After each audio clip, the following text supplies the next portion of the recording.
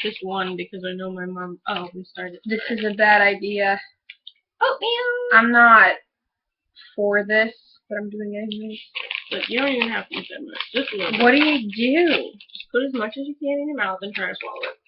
Got my water. Oh my god, it smells kind of good. It smells like maple.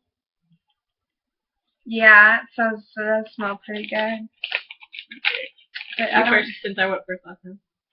What do you mean you went first last time? Marco, hello. Oh. Yeah, I got you. Gosh. This is gonna be funny. It's put as all much as you crumbled can. up.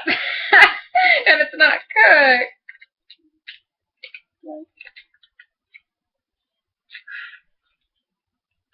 More. We're gonna try to swallow it.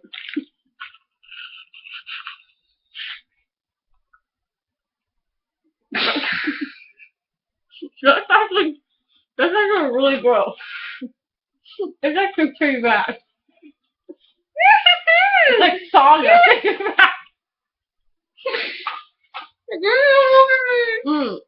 That tastes kind of like sawdust. Not that I know what sawdust is like.